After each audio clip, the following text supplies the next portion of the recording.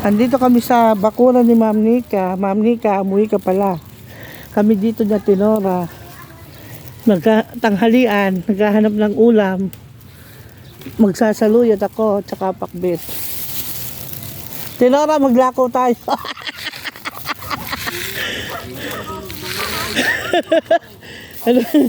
Puporsyento si Ma'am Nika. Agitin na lang. Kaya pala apurang-apura, uuwi pala. Sabi mo, di ka uuwi.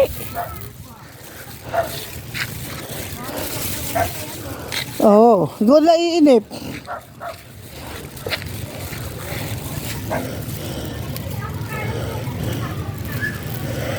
Saan kaya makakahingi ng okra? Puro gulay nga lang inuulam niya eh. Laga daw sila. Kung ano yung mga luto alam niya eh. Tsaka yung ampalaya gusto ko, Tinora. Naluto niya ang sarap. Kinamat sa kamatis niya na parang pinakuluan lang.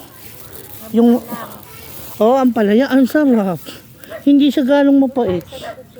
Hindi siya ganong mapait.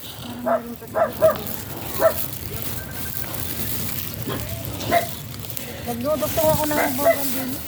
Kaya hinam mo. Ako magawa, pero hindi pa ako nakakadkit na pa. Ay, galing ako ng kahapon.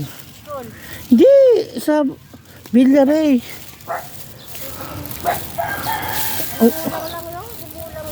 Apat na variety.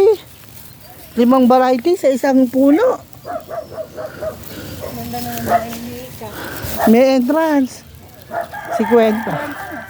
Kami karaw na pumunta.